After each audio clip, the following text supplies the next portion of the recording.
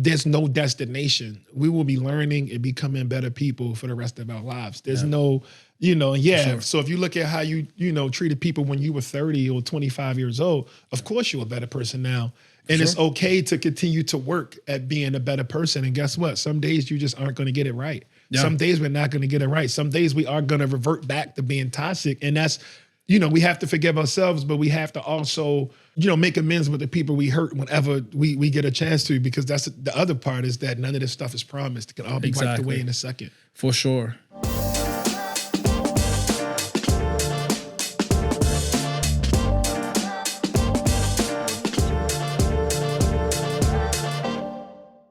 Welcome back, everyone, to another episode of Inside Hilton's Head. And today, I was just talking about how there's so many accolades, so many wonderful things this individual has achieved in life that I'm going to give an abbreviated version of it. D, I'm going to try to still make it as profound and sweet as possible, but it's not hard for me to do. I will say you are one of the most appreciated voices here in Baltimore, professor at the University of Baltimore. He was a writer on the HBO series We Own This City. If you're not familiar, get familiar. He did a TED Talk at Johns Hopkins University and is New York Times bestselling and award-winning author of, my man makes books here, y'all, The B-Side, The Cook-Up, Where Tomorrows Aren't Promised. I know about that. We Speak for Ourselves, and one of my favorites, Black Boy Smile, the incredible, the amazing D. Watkins. D. Thank you. Welcome to the episode, man. I'm happy to be here. Welcome. Happy to be in your space, man. That's what I was going to say, man. It's a beautiful space. Thank you so much. Welcome to my home. I love the fact that you are here. I love the fact that it's not just here in my home, here in Baltimore. Someone who, like I said, your voice is not just appreciated. I said appreciated, but that's not giving you all the love that you deserve. It is something that someone from like myself, whenever I see you, whenever I read anything about you, whenever I pick up one of your books, I am like, that is me. I see myself, I hear myself, and I then go, that person is so much bigger than what a lot of us try to provide our communities. And that's the part I appreciate. Like I try to give, like I give in my content as much as possible, but you give in the books that you've written, but then you also give another 100,000% by going the distance for the community themselves. And that to me is just so inspiring. So today I'm just like honored to have you, again, not just in my home, but just as a part of this community as a whole. Thank you. Thank you for saying that. And now that I know that you felt like I've given a lot, I'm just going to stop. You're like, I've given enough. No, I think, look, I know that you need to take a day off. Speaking of taking a day off, I do want to ask this, and I ask this to many of my guests. How are you sleeping? Not good. Why is that? Not good. I think it's ambition. I think it's like frustration, creative frustration. Okay. I'm one of those people who I suffer from I always feel like I'm not doing enough. Like I always feel like I should have another project. I should finish another article. I should finish another book. I should have done something better. So it kind of messes with me. It keeps me up a little bit, but I'm also like, I'm actively working on it. For sure. Bro, I'm right there with you. I am on a sleep journey. I'm trying to find my way to get better sleep. I have this conversation with my wife. My wife's white. Mm-hmm. She always talks about my, like her privilege for sleep. Like white people sleep better? White people, well, yes. You don't know about this? Fam. I never heard, okay, I'll bring this up, and I think she probably said this on the episode. Much for like better pillows? She has said this on one of our episodes, I think, that she protects her sleep. And she said that to me once. And she goes, it's funny how I protect my sleep and you see sleep as something that's trying to take life away from you. It's so cultural. It's It a is cultural, so it's a cultural it's the difference. cultural. It's definitely a cultural difference. And I think for us, like you're talking about, you find yourself, and I'm right there with you. I always find myself, and this is very recent for me that I'm trying to change this. Since the beginning of the year, you make all your resolutions. What are you going to do? For me, it was like, I'm going to try to sleep better. Every day I would wake up and I would go, fuck. Because I felt like I was already late. And I wake up pretty early. I wake up at like 4 o'clock in the morning. And I felt like I already had things that I'm missing out that I need to achieve and to do to be better. And I think that, and please stop me if I'm wrong, but I feel like that is something that we grow up feeling that we have to continue to work. Hip hop culture, man. Sleep is the cousin of death. Facts. You sleep. I was up getting, Yep. mind you, nothing's open. So if you're not like an artist and you're not creating, it's kind of not really a reason to be up. You know what I'm saying? Like you're not gonna wake up and there's no business unless you're selling narcotics, maybe. But like, there's not really a reason. So you're right. But I think it comes with being ambition, with being ambitious. It comes with capitalism. It comes with American culture. Like and it's what's more crazy, and it's just gonna make me look like a total idiot. But with being, you've created an environment where I feel like I can be honest. Yes, please. When I get more sleep, I feel more productive. Like I feel like the quality of work is actually better. There we go. And yet I still run from it. Now it's therapy. now it's therapy. Look, that's the whole thing. And look, I will say, I try to use this platform for free therapy. Right? Whenever I'm not the one having a discussion with someone else, my co-host Molly, she's mainly the one asking me questions, and I'm like, so wait, I could come once a week, bro. Come on through. Come on through. We can use this as time together to heal. Right? Again, inside my head, we are both sons of Baltimore. I'm 44. How old are you? 44. Okay. In 1980. I was born in 1980. I was born a little bit before you, December 79. Cold day in December. So I'm February 10th. So we were right there. A couple months apart, man. So we grew up in a time, and I'm gonna not try to separate us at any point here, but it might. But I feel like there's a big separation from the two of us at a certain point. I grew up on the east side of Baltimore. You grew up on the east side of Baltimore. Right. As a child, for me, like I grew up, and when I say grew up, I mean, let me take that back a bit. I was born on the east side of Baltimore. Okay. John Hopkins Hospital. Me too. Okay, we right there. We right there. It was what if you were in my class, bro? What am I about to go through? Like, we grew up in the same neighborhood. Actually, I lived, I guess, the first years of my life on Preston. I went to Colleton Square. It was a stressful time, but I ended up moving out of the city around the age of 8, and my mom moved me out to the county. But as a kid, there was a lot of. Thank God for your mom. I think. I have so many trauma stories, dog. Like people be like, "I'm from Baltimore." I love where I'm from.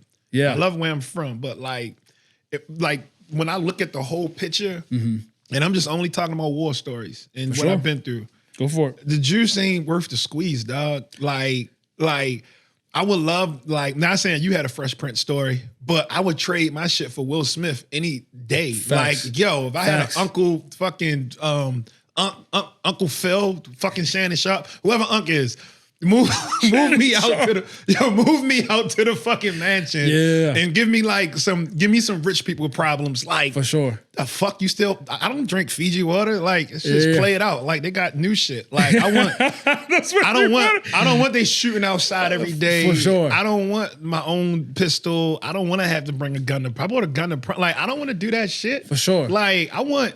You know what I'm saying? Sure. Like, well, this thing I didn't want, and I know that's probably where you are right now, right? Like, I've seen you at Alma. You know what I'm saying? Like, I know where we are right at this moment. But I will say, for me, like, I was very thankful for my mom pulling us. It was just her and I out of that situation. But I have many cousins. I was still in that space. But I guess the question I wanted to ask you is the fact that you were in it for a very long time. right? But there was a moment. Like my mid 30s. Until you're like, yo, it's fucking ridiculous. So I will say this then. So for me, I got out around the age of 8, where I was then moved to the county out to Essex, right? Still saw a lot of. I don't know if I'm going to Essex though. There we go. I didn't have the control over. This is not the freshman story you were talking about. What I'm saying, there's no Uncle Phil in Essex. There's no Uncle Phil in Essex. But what I'm saying is that was the next step, right? Where my mom moved me out. But that same, for me, this idea. Well, first, let me ask you this: do you consider yourself? You said, if I can make your bio shorter, just consider you're an artist. Do you consider yourself an artist now? And did you consider yourself an artist then? So a lot of people don't know this, but I used to draw on clothes for money. Big Bugs Bunnies, Black Bart Simpsons with the big chain on, Mickey Mouse with the grill. Like I used to draw this stuff on people's clothes for money back when I was a little kid.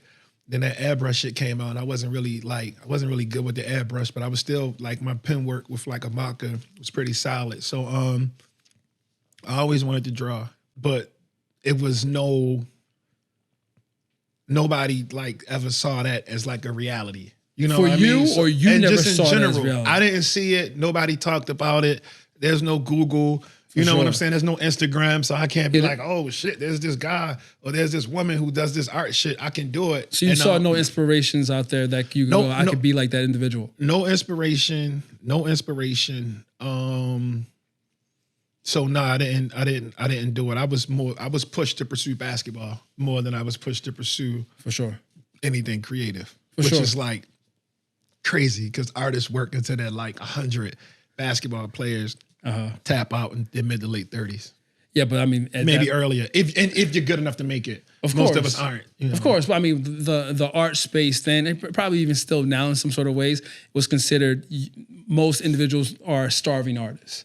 Right, our family members, for the most part, I know my mom, my grandmother, everyone wants us to have the ability to at some point escape what we're talking about, right, and be able to care for our family in a certain way. Maybe where we are now drinking different types of sparkling waters. Right? Have you ever heard of Jimmy O Yang? No. He played in an HBO show about the tech show about the startup company. Yep. He played in Crazy Rich Asians, but I was interviewing I know him. exactly what you're talking about. So he was like, I was interviewing him, and he said in my family, he said the word artist is Chinese for homeless. Yeah. That makes so much sense. Silicon Valley. That's the show you're talking about. Silicon Valley. He was the terrible roommate. Yeah, that dude. He's good. His stand up is fire. I love that. Yeah, he's fire. But yeah, I feel like that was the same sort of ideas in the world that I lived in, as far as like what art could bring you. But my mom saw the fact that was my passion. But my family, like my cousins, friends of mine, they just saw that as a weak link in my chain. It's crazy. You know what I mean? Because now you're probably the one who has to like loan money out. So you tapping too deep, bro. That's the family superstar, man. That's what happens. You're the family superstar. I'm writing a novel about this right now. Are you serious? To being a family superstar, yeah. Okay, so now at this point, do you consider yourself an artist? Yeah, I'm more than anything. How I think, how I dream, how I approach projects. I'm more of an artist than I am. I don't, yes, I write. Yeah, I write poetry, I write articles, I write books or whatever. I write for other people. For sure. But then I give, a lot of my work is I'm an idea man. So I have Got it. Have all of these ideas that I think are good. Maybe they are. Maybe they aren't. Sometimes they're really bad, but sometimes they actually are like, oh shit, I thought of that. And I think all of that is an art. So I consider myself just an artist. The individuals who I consider you an artist. The individuals like more than a human. I'm an artist more than I'm a human. I mean, that's the whole thing of being an artist, right? I think that's like it has to be in the bones that you feel like whatever you're putting out into the world to hopefully inspire someone else. But the things that you keep you up at night, you say you have a terrible time sleeping. That's the thing as a creative, as an artist that gets us going. You know what I mean? And I love that for you. But I would question or ask the question: what do individuals who you grew up with, who you're probably still very close to, how do they feel about not your switch or your change, but maybe your evolution into being a creative, being an artist, or letting that be the thing that, or the cape that you wear nowadays out into the world? It's almost like a joke to them because I think I have a history of fitting very well into whatever I'm into. So if it's the sports thing, I'm like a chameleon in a way. For sure. So I wasn't that kid who like stuck out as like the artist. I was just, if we doing street shit, then we doing street shit. Got it. If it's time to be lover boy, I'm opening doors, I'm popping up with roses, all of that shit. If it's time to create, then I'm creating. So I've always kind of, so if you know me from hooping, then you might be like, oh shit, he's a writer. That's crazy. Yeah. But if you knew me from street stuff, you might be like, yo, that's funny as hell. You know what I mean? But I get it. But it's not like I don't get that, oh, he's doing that in like a negative way. I come from, and this is like something that we don't talk about enough, but I come from like a place where like a lot of people are always kind of like cheering for me. So like, when we did the premiere for The Slow Hustle, and we had this HBO documentary I worked on, and I was in. Yep. And we did the premiere like in Baltimore. My whole neighborhood popped out. Like everybody popped out. People like had authorized Slow Hustle T-shirts. Shit that HBO ain't signed off on. Like, that's how you gotta do it, man. Everybody popped out. So which is something that I'm thankful for. I think one of the things that make me more sad, and this is like, this might be too much information, but this is all about releasing all of that. I started deleting like a whole lot of photos from my socials because like I was, if you scroll back on my page to like old book events, and like when I first started, my first book came out 2015, which is, we coming up on 10 years. Yeah. A lot of those people in those photos, a lot of people at those events, a lot of people at those celebrations are dead. Like a lot of them are gone. You know what I mean? So it's like, it's not people that I'm losing from 1997. Yeah. It's people that I'm losing from 2017 and 2016. Like my little homie, Nasir Justice, he just got killed yesterday. Jesus. And it's just like, sorry to hear that, man. Thank you. But I don't want, I just, we have these emotions and we have these feelings, and we and sometimes we get in our head. But to answer the question, a lot of people are like, they rooting for me, and I'm thankful for that because they don't have to, because everybody has problems. Everybody go through stuff. Everybody, even, when you're successful, perceived successful, you're doing well. Like you still have, you might be doing well, but you don't want to sleep. You know what I'm saying? Yep. Which leads to other problems. Like I read somewhere that LeBron sleeps like 20 hours a day. He literally only hoops. he only wakes up to put on designer clothes and hoop, and then he goes back to sleep. So this is how he plays at this level at 40 he years has old. One of those cryo machines too, I believe. But yeah, man, I think I love the fact you brought up the idea, the fact that so many are in your corner cheering you on. We do need to talk more about that. Because there's haters. There's haters. There's a lot of haters. There's some haters out there. But he ain't the first guy that had a plant. I got a plant too. I had a plant. It's plastic, but I had it first.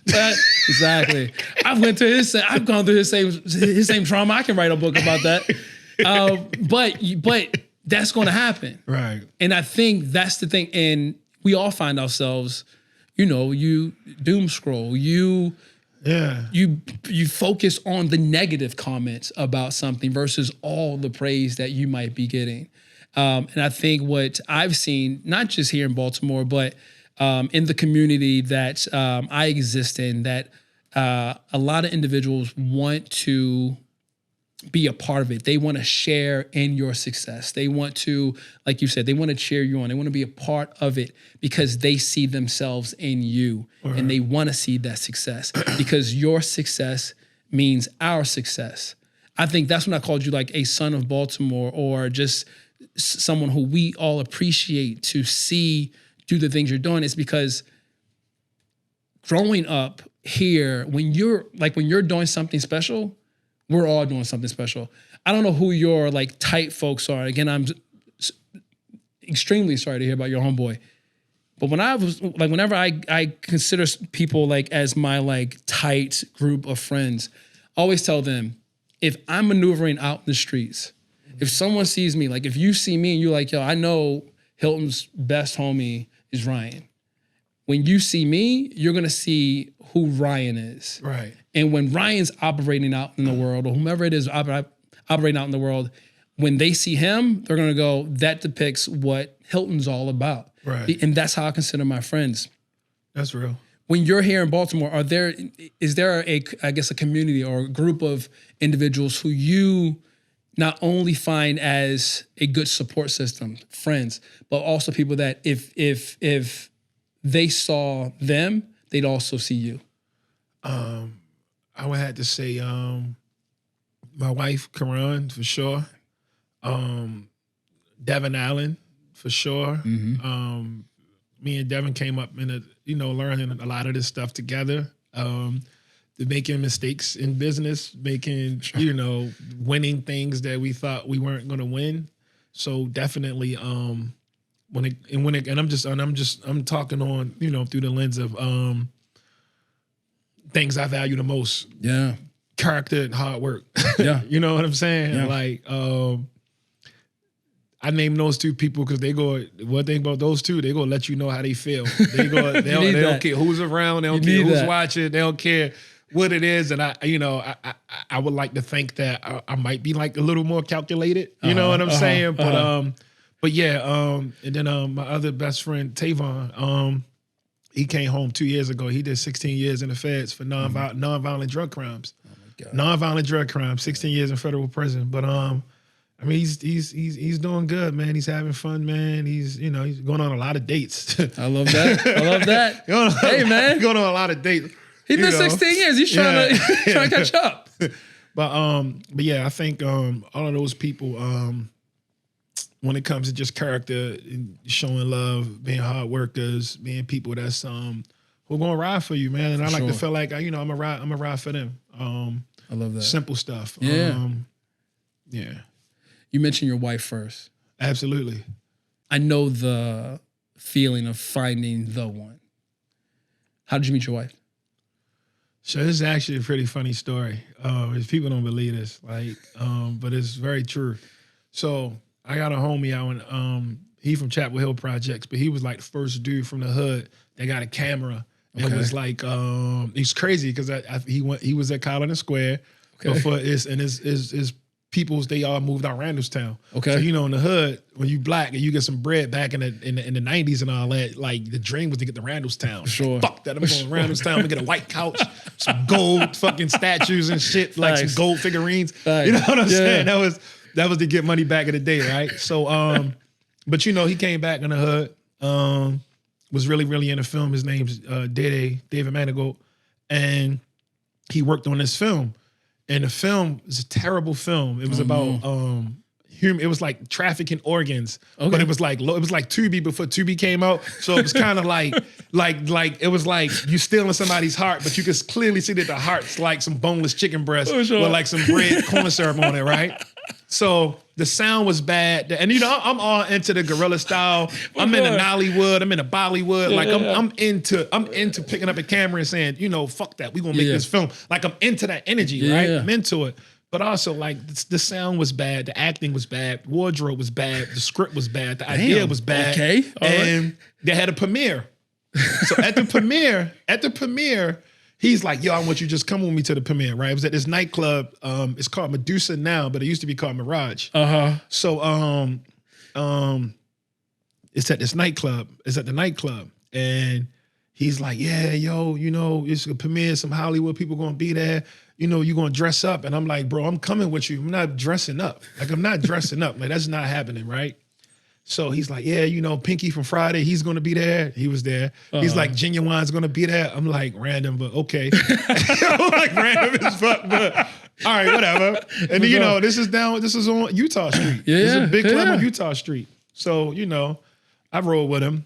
And when I got there, I'm just looking at the crowd, people turning it up, this, that, and the third. And I see this beautiful woman sitting with this guy with like the dustiest sweater I ever saw in my life. Like God. literally the king of dusty sweaters. And I'm like, yo, it's no fucking way she's with him, right? So he got introduced as like the homeboy, right? So he was like trying to stop me from talking to her, right? Like he was just kept like inserting himself, right? Him in his sweater and shit, right? He was going, hold on. Dust me to death with his sweater. There it is. Dusty sweater is with her? Like they're together on a date or something? They were dating. It wasn't a date, but he was like her best friend. Oh, he was in that zone. Yeah, okay. he was in that zone. He was like walking that line between. He was trying to get out the zone. He was trying to get out the zone. Got it. But I got him because I gave him my card and I was like, yo, go get us all around the drinks. And then he took the card and he just left, right? What? And I mean, because what was he gonna do? By this time, she told me she was doing communications for Preta Francho, so she had like this big government job, and and we hit it off. But actually, we didn't hit it off. She thought I was crazy, and she never crazy. How? What's like crazy? Like because I'm an artist. Like so, it's like I think about big ideas, and I think about. I think about shit like Aperture. Like I be thinking about I think about all the creatives. All the creatives are just like I think about as you should. At her dating pool, nobody was like people weren't talking about like film quality. They was just watching the film. They were like, yo, my homie's in the film for sure. Because a lot of homies was in the film, and I'm like, yo, this shit is terrible. It's just trash. So she's like, you talk too much and yada yada yada. And she wasn't feeling me. She thought I was crazy. So this one day, she was driving down the street. And she saw me doing some shit that she never, ever, ever, ever seen a dude from my demographic do. You ready for this? You sitting down? Hold on. I'm sitting down, but let me adjust myself. She saw me doing some shit she never. This is almost like as revolutionary and transformative as like having all these plants. I'm trying to guess what this might be. She saw me having lunch outside. I was eating outside, like, but really like killing that shit. It was this place called, what the fuck was the name of that place? Remember the Thai restaurant on Preston Street? It's something else right there now, but it used to be a Thai restaurant on Preston Street. Preston they used to sit what? right on the corner. Preston and... Yo, I'm slipping on the name. It was a Thai restaurant that was on the corner. Mount Vernon? In Mount Vernon. It was a Thai restaurant that sat on the corner. It's something else now. It's some type of kitchen collective or something now, but it was a Thai restaurant. Mount Vernon and Calvert, maybe? Maybe. I think I know what you're talking about. So I'm sitting outside and I'm like, I got the I got the pain hang jumping like I'm outside. No, I'm outside. Look, I'm eating outside. I got a magazine that's like folded. I'm looking at it. Hold up. Are you by yourself? No, my homies meeting me. So my homie pull up. Let me put the Atlantic away. So she peeped all this shit in the red, like, yo, this nigga's reading the Atlantic outside. Who is this, brother? She was like, yo. So I went from like a 0 to like a 10 in her book, right? So she hit me up and she was like, she's about to go study at Hopkins, yada, yada, yada. She was in law school. She was like, yo, you want to come do and, study with me? And I'm laughing like, yeah, because I study. Like, the fuck, I study. I study. Like, you know what I mean? Like, carry the two. Like, fucking study. So, I do study, but like not of course, for I get school. you. So she asked for some snacks. So I went and bought all the snacks. If she asked for like 10 things, I probably bought like 30. I came in there with a little duffel bag. You were already sold on her. Yeah, but I didn't know she wanted to move as fast. So the flip side is she started really liking me after that first time we hung out and went out and all that. She started liking me, and then I had to break it off because I was still trying to build my career as a writer. One of my friends who he just came home from 10 years, he just got indicted. I didn't know if I wasn't a part of what he was doing, but the federal government don't work like that. For sure. If you hanging out with somebody that's, and they're like, damn, so we doing this DJ Impulse case and your name who's this guy Hilton? His name, Hilton just keep coming up and keep coming up, man. Who's this tall motherfucker? You know what? Slap him with a 10-piece. You know what I'm saying? And then we free my homie Hilton. Like, he started the plant program over the jail. So, So I didn't know. So she had just got the job being the director of communication for Stephanie Rawlings Blake, right? Hell yeah. So she's like got this big wig job in the mayor's office, and she bought that house on Lanville. So she bought that. She bought the house on Lanville, and she had all this positive stuff going on. I didn't have a lot of positive stuff going on, and I didn't want any of my negativity to come in and disrupt her world. For sure. So then we kind of fell off, but then we ended up reconnecting in like 2016, and just we never looked back. I love that. And we'll be right back after a break from our sponsor. Balancing work and life can be really stressful, and finding ways to work through the stress is always a goal of mine. Of course, the process of nurturing plants helps me to slow down, take a breath, and bring in joy. But unfortunately, my plants aren't licensed therapists with expert advice. Regardless if you have a clinical mental health issue like depression or anxiety, or you're just a human who lives in this world who is going through a hard time, therapy can give you the tools to approach your life in a very different way. And that's why I'm excited to tell you about today's sponsor, BetterHelp. BetterHelp's mission is to make therapy more affordable and more accessible. And this is an important mission because finding a therapist can be really hard, especially when you're limited to the options in your area. BetterHelp is a platform that makes finding a therapist easier because it's online, it's remote, and by filling out a few questions, BetterHelp can match you to a professional therapist in as little as a few days. It's easy to sign up and get matched with a therapist. There's a link in my description. It's betterhelp.com/Hilton. Clicking this link helps to support this channel, but it also gets you 10% off your first month of BetterHelp so you can connect with a therapist and see if it helps you. And because finding a therapist is a little like dating, if you don't really fit with that therapist, which is a common thing with therapy, you can easily switch to a new therapist at no additional cost without stressing about insurance, who's in your network, or anything like that. Starting this podcast was supposed to be a little extra therapy for me, getting the ideas in my head out. Good to know I can always use BetterHelp just in case Molly can't help me. So if you're struggling, consider online therapy with BetterHelp. Click the link in the description or visit betterhelp.com/Hilton. Thank you again, BetterHelp, for supporting this channel. Now, back to the show. D, I think like the one thing that I find interesting about our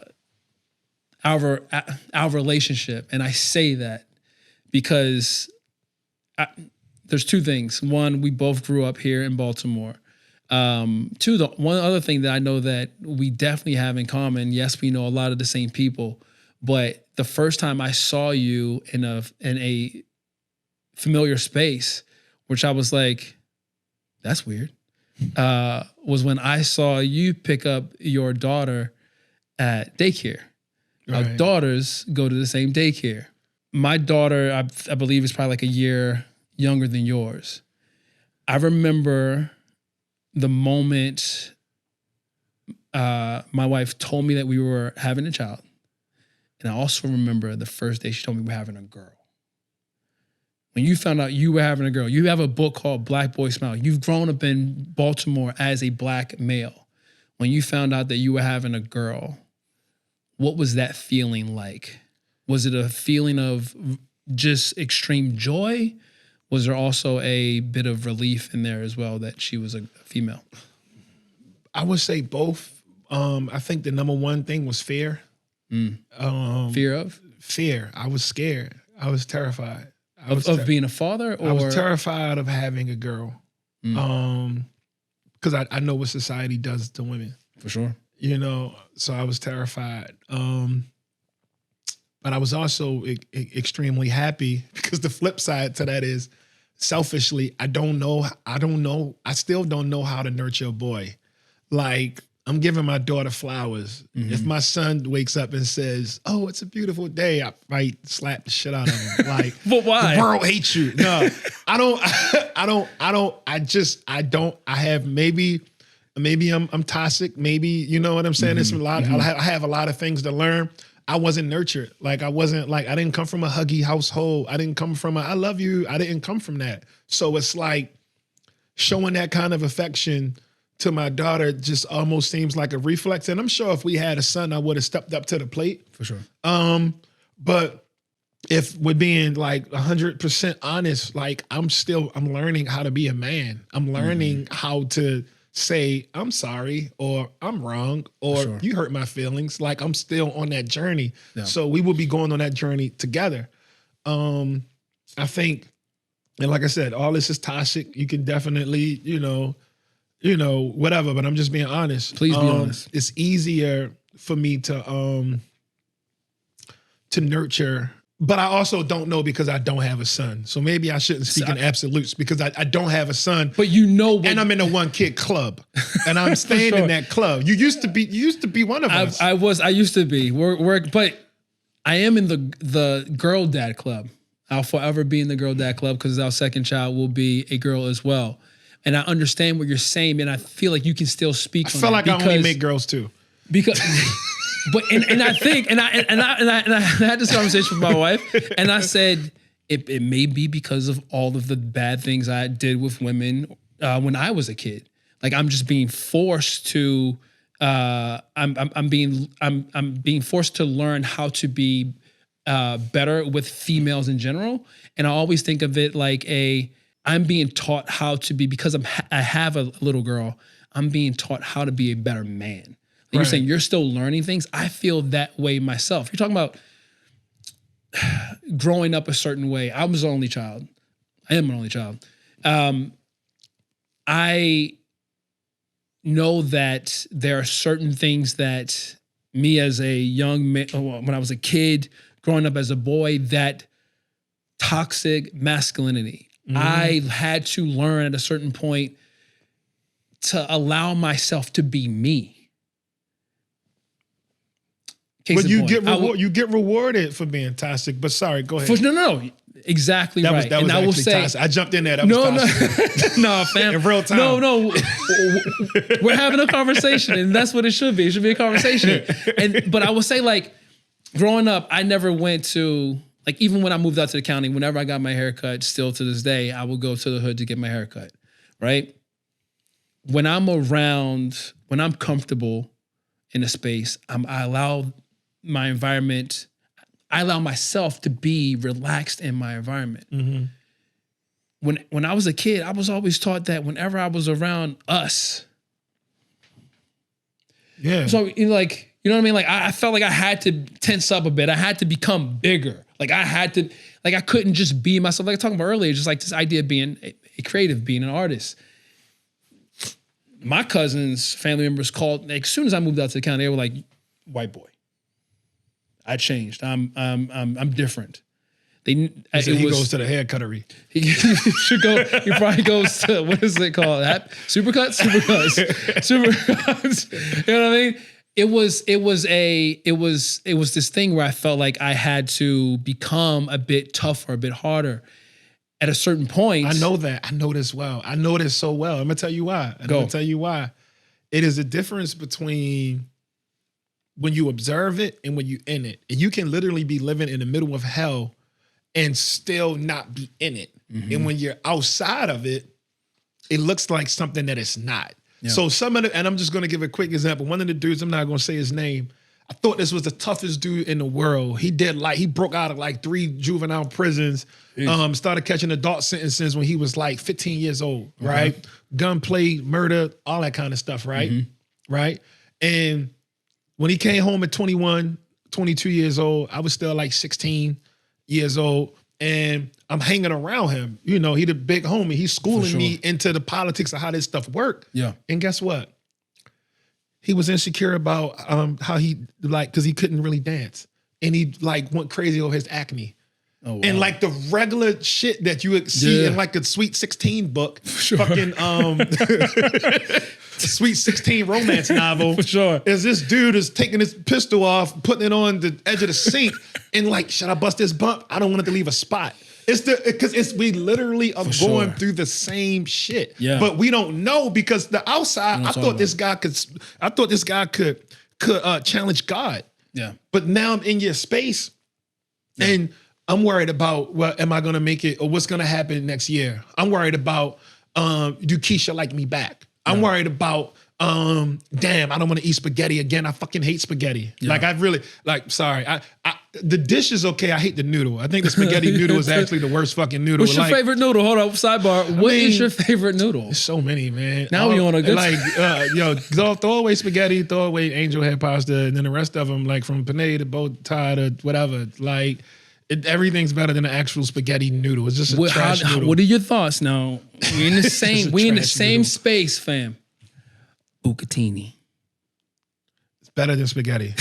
As long as it's better than spaghetti. But I was an outsider. I mean, I was an outsider who was in this space, sharing space with these people, and eventually it went from them to us. So it went from me being the younger dude, hanging around the older dudes, and just getting like all of the highlights of their war stories and what was happening and what was going on, to me being a part of their production. And once I became a part of their production, I realized that all this shit is an illusion.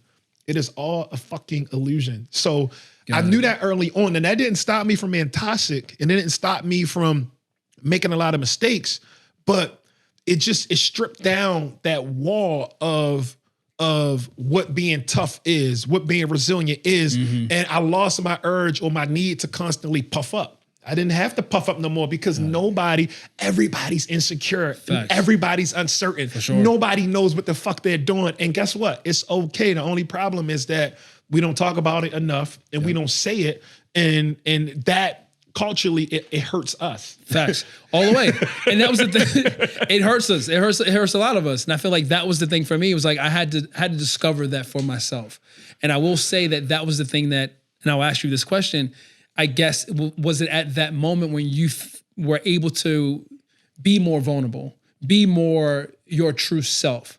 And does that individual today, that D. Watkins, is that person, I guess, the individual who is better to have a daughter as a child? Or do you feel like you could be the same sort of leader, same sort of guide, same sort of teacher to your child, regardless if she was who she is or if it was a son?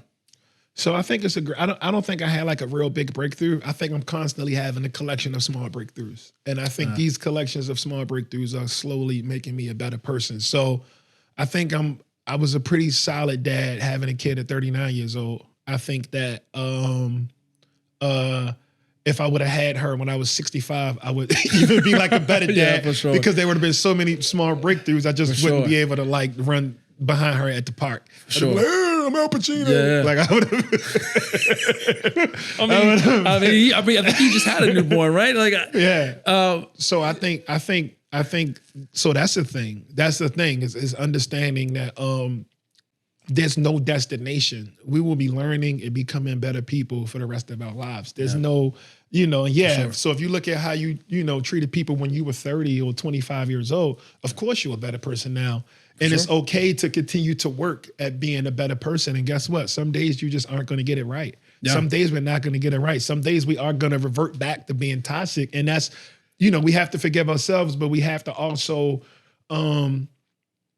make amends with the people we hurt whenever we get a chance to, because that's the other part is that none of this stuff is promised. It can all be wiped away in a second. For sure.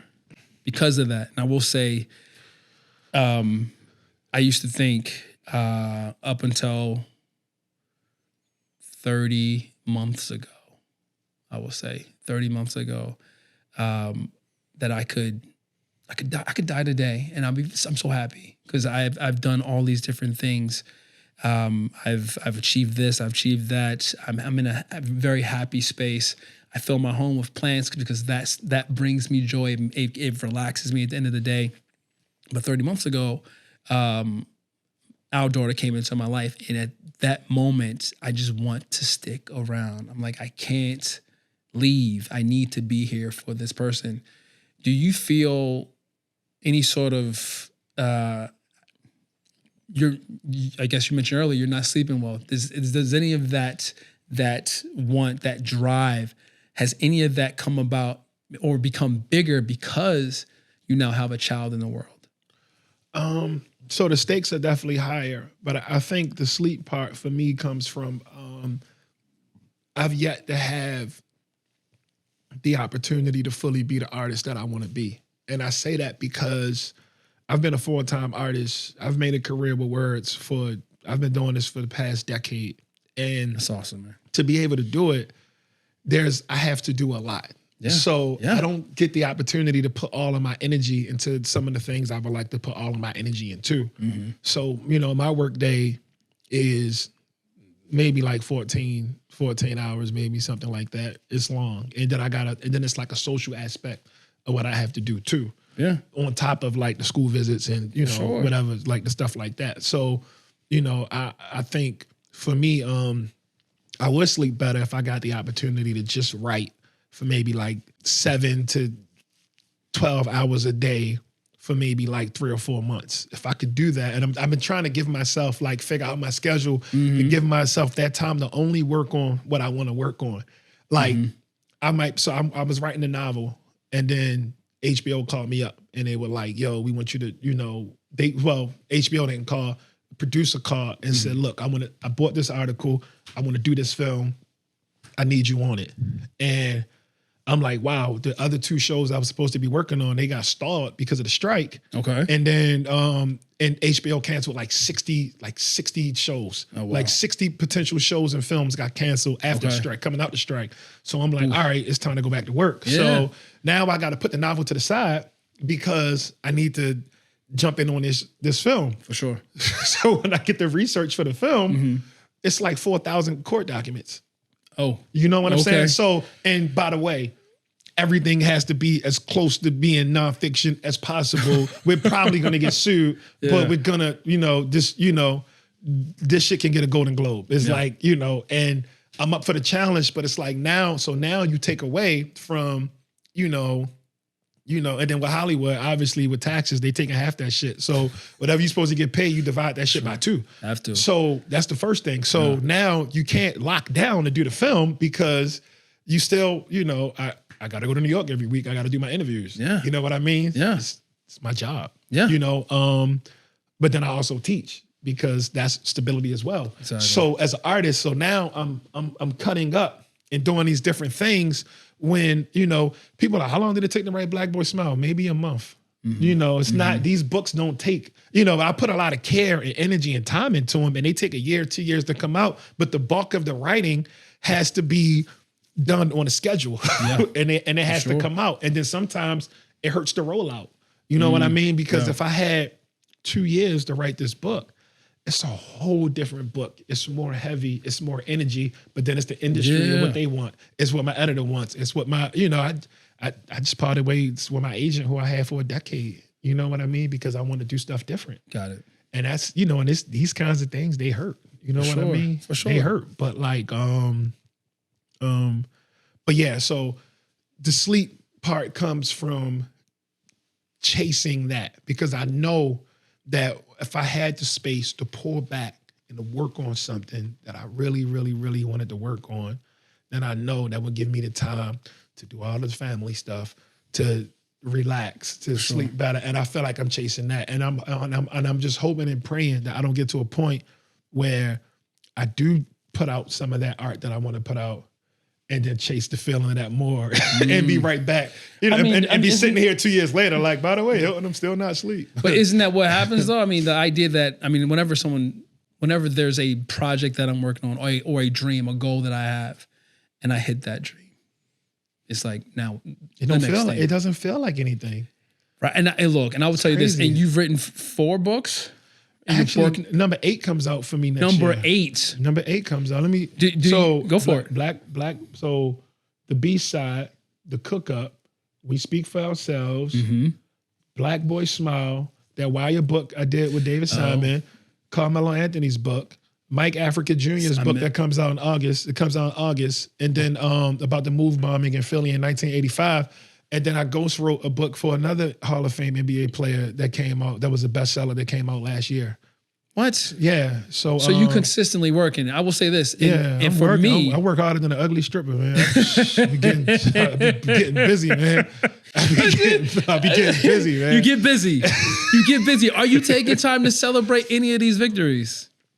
I mean, we might go. Who's we? Me and Karan. Okay. We might go to the spa. We might take a little vacation, a little trip. You know, we try to do like a couple of family trips, and then we try to get at least one time where we go away. This year is going to be maybe disrupted a little because we're both really busy. And then I hate to say this on camera, but I can't. You know, you put me in front of all these beautiful plants. They're like truth serum.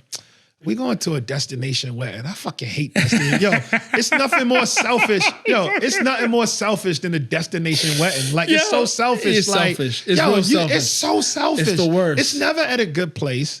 It's always to a place you've been before or that you don't really want to go. Yeah. It's always like curated activities for other motherfuckers who got time to travel that you don't really know. There it is. It's a horrible time. There it is. But we're going to a destination wedding. And don't get me wrong, I love our friend and we're going to her wedding, but they're already married. So that's the thing. Oh. That's another. Most people who have destination weddings are already went to the fucking courthouse. Yep. So it's not even a magic moment. Courthouse. Yeah. So yeah, I fucking hate that. Yo, it's like so Hold horrible. on, that's not you celebrating your victory. You're just going. Yeah, so I can't celebrate mine because I have to go to some bullshit destination wedding. You know? Yeah. What do you wear? Sandals and a button up? Like, what the fuck do you even wear to that shit? You know what I mean? Like, oh, I got low ranking. Hold on, where is it? Cabo. Oh, I've been to Cabo. A lot of people have been. Linen. And is it on the beach? I think it's on the beach, but I think it's like the part of Cabo with like Riptide where you can't even get in the fucking water. Yeah. Can't even get in the water. But which is good for me because unpopular opinion, but I think the beach is terrible. I think it sucks, dog. Yo, I fucking hate the beach. My wife's like, why you even come here? Yo, I'm like, bugs and shells and the sand. Where's the sand go? All right, here's the thing. I will fucking hate the beach. And this is going to be a perfect segue. My wife likes to go to the beach. She likes to relax and lay back. And what she likes to do, her favorite thing to do on the beach in that situation is read. Now, you can do that at a luxury pool and probably have a little cabana and with no bugs and no dirt. Exactly. I'm on board 100%. The reading part, I'm always like, I'll read. It depends on what I'm doing at that very moment. But I like activities. I don't find leisure in just reading a book. Yo, you writing so many books. You're doing so many things. Yeah. Literacy is a thing that you are the face of literacy and making sure that it is something that we all are on. You write so much. You talk about, I've heard you talk about how it's changed your life. Books changed your life. It changed me like Are you still reading a lot? Do you have time to read? Yeah, I read as much as I write. I read like a motherfucker. Because I also, I interview all these people. All these people have books. So I'm always reading. I want to know what's going on in like my industry. I want to know what's happening. So I'm not just reading, memoir. I read more fiction probably. Okay. And I never interview people who write fiction, but I'm reading books like I just read I'm Not Sidney Poitier, which is hilarious. Percival Everett book. He's the same guy who wrote Erasure, which American fiction is based on. So to bring that up. Yo, he's fire. I just read I read a lot, dog. I read. I love it. I read a lot. I feel like Sarah Palin right now, but I'm constantly reading. But I'm constantly writing. But this is the beach real quick. It's funny. Go for it. Because I'm writing this profile on Dwayne Wade for the Atlantic. Okay. And I've been following him around in like Milwaukee and Chicago and like he took me to his childhood home and all this shit, right? So we in the car and it's like, he just had this real emotional moment, like because he hasn't been to his childhood home in like 20 years. So he's like, kind of breaking down a little bit. And he's like, tomorrow's my birthday. And I'm like, oh man, cool. How you celebrating? And he's like, we're having like a nice party on the beach. And I'm like, that sounds fucking terrible. Yo, so he comes out of his relaxed mode and he's like, nigga, what? He's like, what?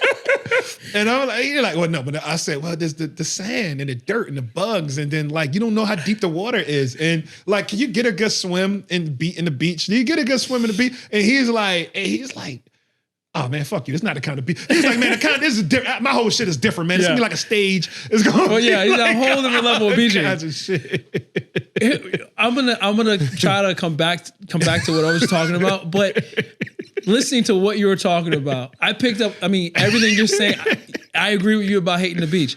One thing I picked up on what you just said, which I thought, which again comes back to the celebrating your victories. You mentioned earlier where your wife saw you eating outside. You're reading the Atlantic. Now you're writing articles for the Atlantic. I never thought about that. All of these things that were just like things that you're just doing in your life. You're reading books. You're being inspired by reading books. Now you're writing them. I want, because I try to make sure that people around me make sure I do this too. Find that time to truly celebrate all of it. You mentioned. How do you celebrate your wins? I'm gonna flip this. Let's flip this. Well, let's put you in the hot seat. And don't say sleep. And don't say sleep. It's not sleep. It's definitely not sleep. Because it does always feel like as soon as that thing is done, like it's sad, but it's something that we're all privileged to have. I have a book coming out. By the time this comes out, it'll already be out. Thank you. You know, I'm preaching to the choir over here, but it's a book coming out while working on another book that's going to come out later. And you never have that time. And I felt like when my first book came out, that was it. Like I was like, the first one feels different. The first one feels so different. The first one feels different. And everything else, and they say that about children too. I'm gonna make sure. Yo, cut! Don't let that part. Don't let that part. Don't let baby number two see this. Don't let her see it. Well, we're gonna try our best to make sure she gets all the attention as well. But I try to celebrate each one or any victory that I have by taking time with my family, like you said, like, because that is the most important. Without my family, none of this can be anything special to me. It wouldn't even be a thing. Because like you mentioned your wife first as the person that represents you the most, that's how I feel. I feel like that attachment to me is like, I have to have that moment with my wife to celebrate not what I've done, what we've done. I wouldn't be able to write a book.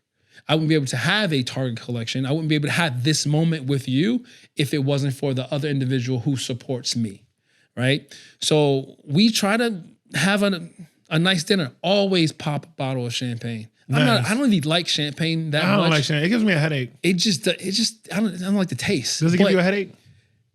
I don't really get that far into it for it to give me a headache. Okay, I drink like a few sips and then once I start, I gotta finish it. Oh, see, you better than me. I gotta finish it. I can't. But I like the idea of like that celebratory moment, right? Or we'll go to a really nice restaurant and we'll take the time to appreciate what was done there.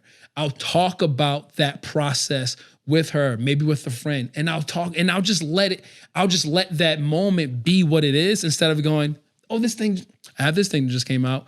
All right, cool. Now let's move on to the next thing. Because like you said, for one, growing up, maybe I wasn't reading the Atlantic, but I was wearing a monocle.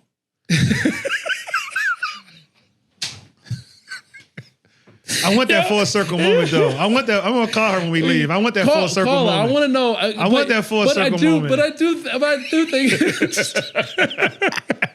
I think it's special, man. I feel like the fact that, I guess for me, it's one of those things where, like I find. How do monocles stay on? Sorry. It's in the brow, the muscle of the brow, and the thickness of the cheekbone. Bro, you think I know how that? So you work? don't. I don't know. I'm just convincing. guessing. You're convincing. Because I'm like, damn, do I need to do fucking cheek ups? Yeah, you would have. Like, that's actually, cheek ain't strong enough for no fucking monocle. Actually, do you know anyone who wears one? About to be me. I'm gonna. There you go. I'm getting on Amazon. Yo, come on. I'm going to Amazon as soon as Come on. I mean, I always thought I would have a mustache. I'm trying to grow my mustache out so I could turn it upwards. You do look like you have the mustache thickness for that. I'm trying. You need a good mustache thickness for that. I don't have mustache thickness. You're looking at 40 years of growth. There it is. You've been hanging on for a minute. But that's the thing. I got that Anthony Hamilton shit going on. Fucking connect the dot bear. That's why I just shaved my shit off. Yo, I knew I would have just a good time talking to you, but I'm not going to take too much more of your time. D, I feel like we've all been privileged just being here with you and hearing you talk about the things in your life that are pushing you today to be better artist, better father, better friend, better husband, of course, better husband at the top of that list as well. What are some of the things that for all of us to be better? Now, this podcast goes beyond just Baltimore, but I know that, and you go beyond just Baltimore. But I just want to hear, just because I know there's so many things that we can always just talk about, like the negativity of Baltimore. That to me gets old fast. True. I feel like someone like yourself who is deeply in it, in the positive side of it, the change of Baltimore. Can you voice some of the things that you've seen positive change in Baltimore so that more people can be aware of it?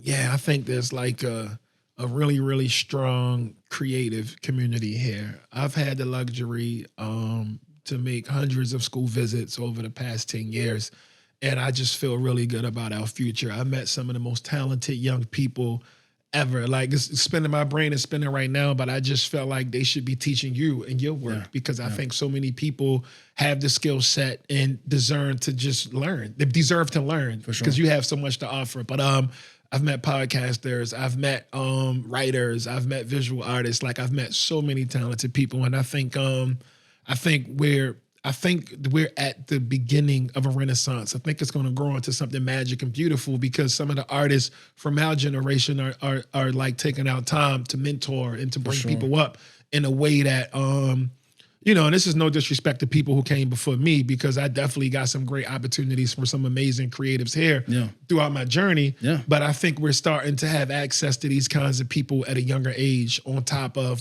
the social world giving us so many different examples. So I think, I think the city's going in the right direction.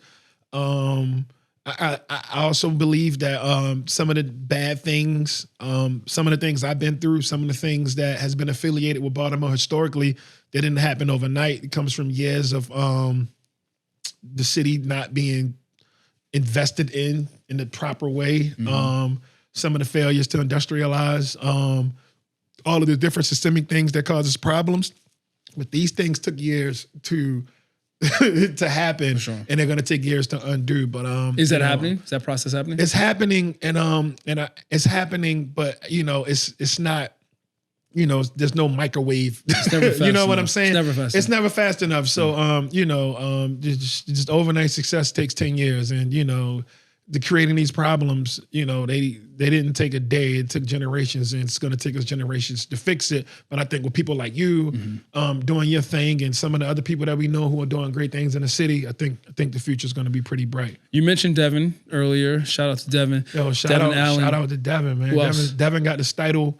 He got the Steidel Book Award, man, which is beautiful. Congratulations. So he got the Steidel Book Award for the Gordon Parks Foundation. Mm-hmm. So they took his work, and they're making it into this beautiful book in Germany that's going to be like hand stitched, and it's going to be hopefully it's ready by the time of the gala. I won a writing fellow for Gordon Parks Foundation this year, which has been like a shock to me, because I didn't know, Devin introduced me to the people with the fellowship, and we didn't know I was on their radar. But it just goes to show you that, like, you do the work, and then you support your friends at the highest level. Love it. And and it feels right, and you're doing what's right, and then sometimes great rewards come. So now I'll get the opportunity to utilize their resources to try to connect with different people. I do a lot of work in San Francisco too, around literacy and in the Fillmore district, and so it's I get a chance to use those resources to connect with other young artists and other young people. And then one of them people are going to get the writing fellowship, and we'll just keep this thing going. And it's just all love. And I'm just into anything that's love, and just spreading love, and being a creative and getting it out there. It makes my heart smile. It makes me sleep. There we go. There we go. Come from the same cloth. I love that, man. I mean, coming from Baltimore, having, again, like I said, it just circles back to that same thing I mentioned earlier. Such a we all love you here. Your reach goes beyond Baltimore, goes beyond the city. Because of that, I think that's the question that I want to bring up now, is to the fact that you are an artist, creatives who live in Baltimore. You mentioned that there's a deep pool of new creatives coming. The one thing I will ask is this, and I'm someone who did it as well. A lot of creatives feel the need to leave Baltimore. Absolutely. To find themselves or to expand their brand or to become the individuals they need to be. For sure. Do you see yourself leaving? It's funny. The quote is, "You can't be a prophet in your own land." Is the actual quote, right? Mm-hmm. It's from like one of them Bibles. The Bible, maybe King James, maybe the Tao Te Ching, Buddha. So I don't know. It's some religious book. Maybe Allah said it. But you can't be a prophet in your own land.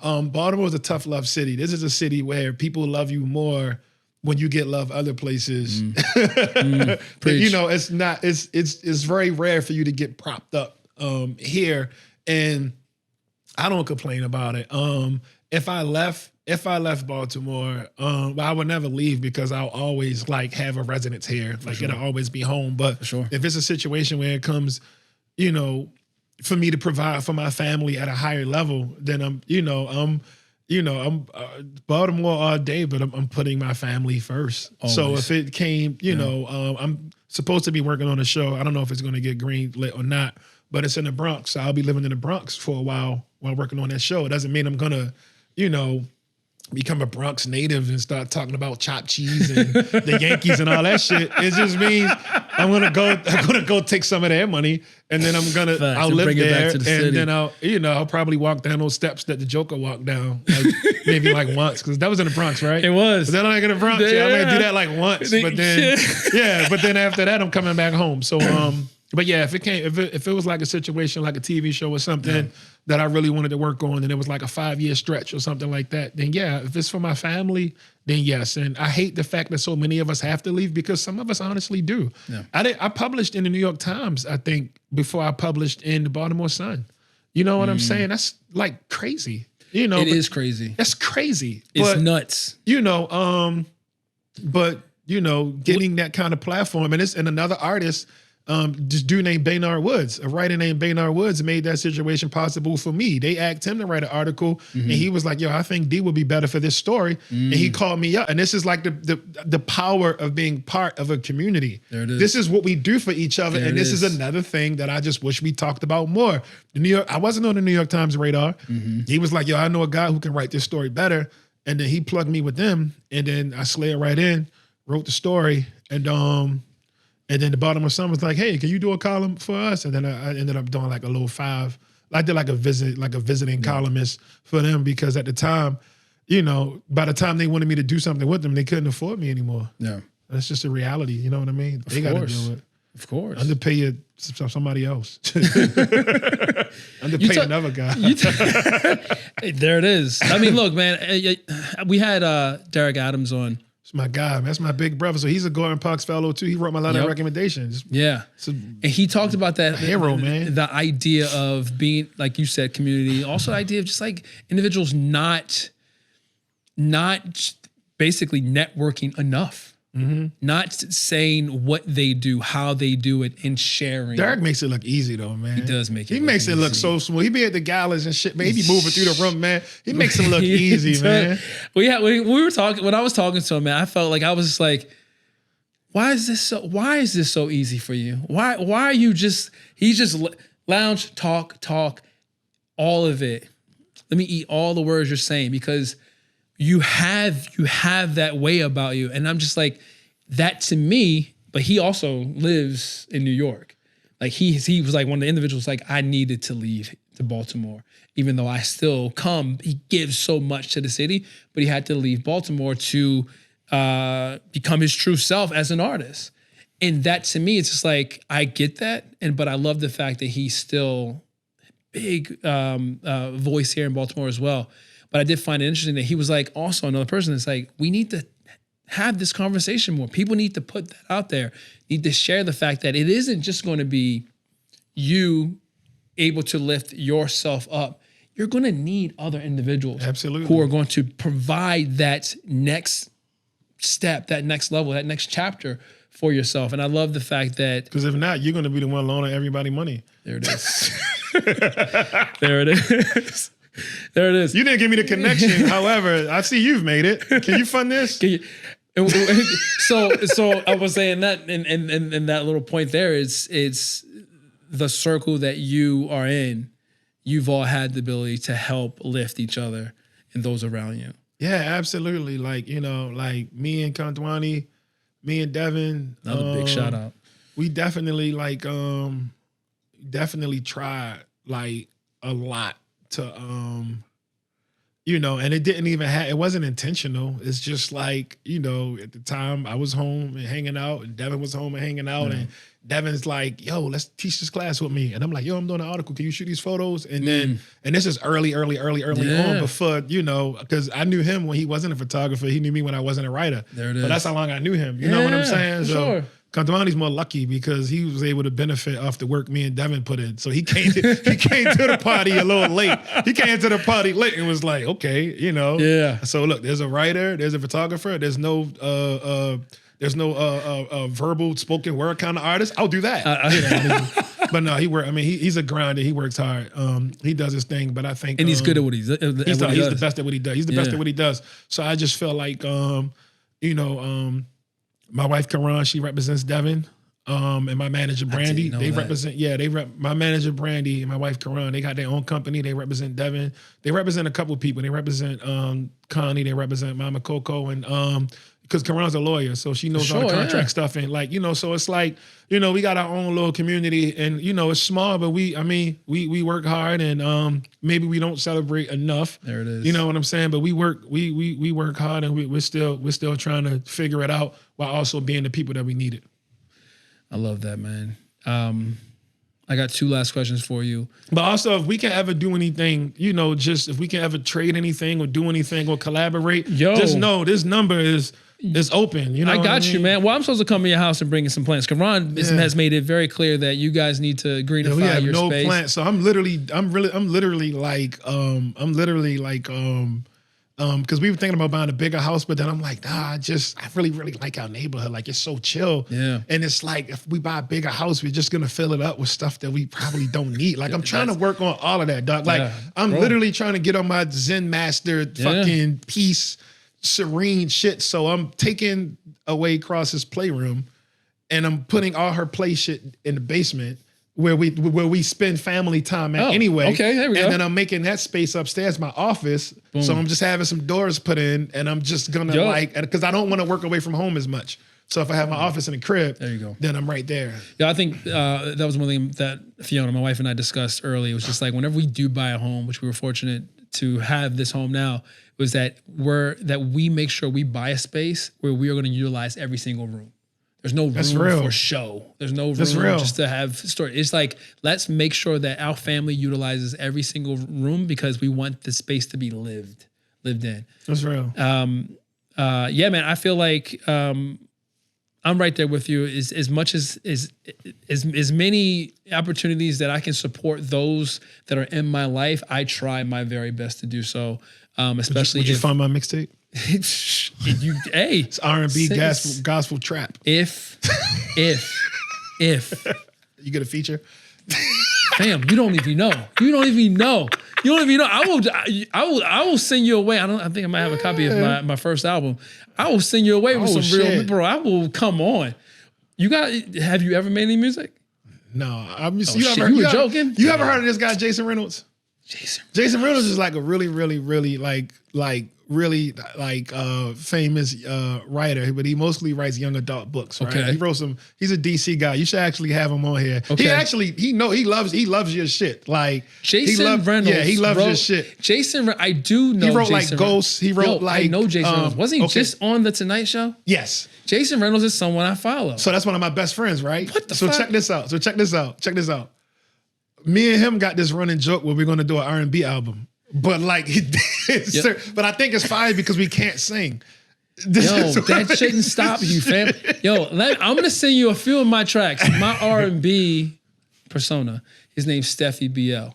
But you probably can really sing though. Yo, because I'm going to invite you into the group, man. But you might get on your David Ruffin shit, man. You know what? I'm gonna try to outshine. I mean, don't let me in. But yo, you talk about big ideas and staying up because you want to put all the. I will not leave this planet without touching. My man says like a tooth that you have. My creative tooth. I want every single spot to be touched. There's so much I want to create. Like I didn't mention, like I do want, my hope is in the next few years to put out a children's book, right? Fire. I do want to put out an album for kids to learn how to do certain things. Like I've sung on this podcast before. Did you say that or post something about that? Because I felt like I heard that before. I did. Yeah. So I'm like how. Why am I going to hold back on our community and not share all my gifts that I possibly might have? I don't know if it's really a gift you might want. Would you like to join our R&B group? I do. Would you like to be the third member, bro? Let's do it. I know. Look. Do you have any glittery jackets? I could find one. I can find one. Look, all right. I'm not going. Let's talk about that after the podcast. But I do want to give a shout out just to the fact that you're a heavy reader. You mentioned this. Where in Baltimore should people be going if they are heavy readers? What bookstores here are you finding to be like very like drawing? Like I'm hopefully you're not just going to online shopping for your books. No. I don't even be fucking with online shopping for books like that. I definitely spend my time at Red Emma's. I definitely spend my time at Charm City Books. Definitely go to Greedy Reads. All of these places have supported me through my career. And definitely try to slide past Urban Reads and holler at Tia and see what Tia working with. So it's like all of these different bookstores have their own cultures. For sure. The Ivy Bookshop too. Like they all have their own culture. I've done events there. They've sold thousands of my books. I'm extremely thankful. And the cool thing is like my daughter loves to go to these places and she loves to like pick out her own little books and something. I didn't have a library coming up. She has like 200 some books already. So it's like it's already a part of who she is. And, she's just getting the ball rolling. I didn't even know her that long. I only knew her for like 4 years. So wow. But books is like real. She's 4 years old. That's the joke. Of course. But people are like, he's an asshole. He just met his daughter 4 years ago. And how old is she? 4.5? Yeah. But yeah, like it's part of who she is, and she knows to go to her section and to pick her books out. And I think. But is that you? It's part of me. It's part of my wife. But then it's part of her because my wife didn't grow up like that. She had books, but not at the level of my daughter. My daughter, and that's why I said like we need to redo some stuff in the crib, which is why it's the perfect time for you to come in because right now she dominates all 3 levels and she needs to dominate one. She needs to have her room upstairs and then she can dominate the basement. But you will not take over the house. I've been trying to control that. There's planters that plants been moved out of planters. Now it's just like toy bins. It's crazy. They take over. Bro. They take over. It's like, and I told Fiona before we have, I was like, we'll never let that happen to us. She was like, yeah, we know. It just happens. It just happens. Like a lot of the, and I talk to people about it. I'm like a lot of the consoles, the armoires we have, that doesn't hold anything but toys. Toys, bro. It's literally like little charts on emotions and the days of the week and calendars like all over the fucking dining room. Yeah. Like that's the game. Yeah, I always tell Fiona, I'm like, can they not let her do more art at school? Where am I going to put all this art? And it's all terrible. Yo, I will give you. You know what I haven't done? I'm sorry, Cross. I love you, baby. Your art is the best, baby. You the next Amy Sherrill, baby. There we go. You the next Amy. You the next Amy. Look, shout out to Amy. Shout out to Amy. Yo, I haven't done this, and Holland won't see this. But I haven't just taken photos of it and then thrown it in the trash. That's actually pretty fire. Yeah, I take a photo. So I want to have it, make a book of it later, take a nice photo of it. Some of them I'm thinking like I would just keep some of like the How groundbreaking is a laminated apple with a smiley worm? Bro. Oh my God, are you finger painted on the top of the smiley worm? Oh, it's Guggenheim. Like, look, I wish I could see, I guess, some of the weird things I cooked up when I was that age. So I was like, I'm just going to capture some of this and just keep it around. But it's been an absolute delight to have you here. Pleasure's all mine, man. I'm pretty sure this will be the best part of my day. Hey, this is the best part of my day, even though I know I have other things I'm going to have to do. But you are someone. You're 2 months younger than me. You're a huge inspiration to me. Likewise. I want to say you. that. Likewise. Last question. Because you are a man who is very busy doing work, what should we be on the lookout for? What's happening that soon that we should be digging into? Working on my debut novel. I'm excited about that. Working on a project on masculinity for the Gordon Parks Foundation. I'm excited about that. I'm working on this big Dwayne Wade article, which is about masculinity for the Atlantic. I'm excited about that. And I'm still putting out articles and interviewing people at salon.com weekly. So if you ever want to extra insight on some of your favorite television shows or some of your favorite writers, then look at the video section of Salon, because we have some cool people coming on. I love that. Other than that, man, I'm around in the street. You see me, say what's up, you know. But if I'm eating, you leave me see him alone. eating outside. Leave me alone. He's eating outside. He might have a copy of. When my wife doesn't let me eat outside anymore because it was too attractive, and it was too. She was like, I got you. The way I eat outside is very attractive. Like I had like one leg crossed. You know what I mean? I had like the napkin tucked in here. You know, I told you I had the monocle. For sure. You know, she's like, sure. nah, you can't do that no more. I love it, man. Well, there it is. D. Watkins, Baltimore's best, and beyond. I mean, that's just what it is. Find him on Instagram. D, where can they find you on social? At D. Watkins World, everywhere. Everywhere. At D. Watkins there it World. is. Hope you guys enjoyed it. Make sure you follow the podcast. Make sure you really go out and follow D wherever he is. Because if you're watching this, that means you already follow, hopefully. But maybe just here because of D, which I also think is great. But I just want to put out there that this has been one of my favorites so far. And I can't wait to... Do you have a title for your first novel? I don't have a title for it yet. Working title? Come on, give us a working title. Something? I don't have a working title. Don't have a working title. I just can tell you that it's about what happens when you're the family superstar. I love this. Book right up my alley. Actually, you know what? My family's probably like, you're not the superstar, man. Why you think you're the superstar? Get your hand on my pocket. A novel. Bro, it's been a pleasure. Peace. All right, guys.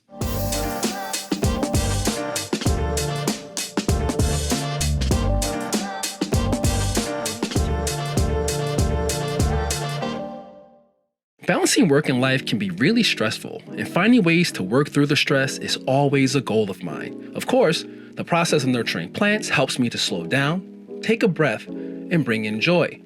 But unfortunately, my plants aren't licensed therapists with expert advice.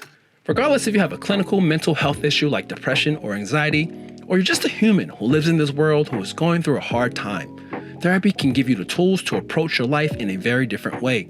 And that's why I'm excited to tell you about today's sponsor, BetterHelp. BetterHelp's mission is to make therapy more affordable and more accessible. And this is an important mission because finding a therapist can be really hard, especially when you're limited to the options in your area. BetterHelp is a platform that makes finding a therapist easier because it's online, it's remote, and by filling out a few questions, BetterHelp can match you to a professional therapist in as little as a few days. It's easy to sign up and get matched with a therapist. There's a link in my description. It's betterhelp.com/Hilton. Clicking this link helps to support this channel, but it also gets you 10% off your first month of BetterHelp so you can connect with a therapist and see if it helps you. And because finding a therapist is a little like dating, if you don't really fit with that therapist, which is a common thing with therapy, you can easily switch to a new therapist at no additional cost without stressing about insurance, who's in your network, or anything like that. Starting this podcast was supposed to be a little extra therapy for me, getting the ideas in my head out. Good to know I can always use BetterHelp just in case Molly can't help me. So if you're struggling, consider online therapy with BetterHelp. Click the link in the description or visit betterhelp.com/Hilton. Thank you again, BetterHelp, for supporting this channel.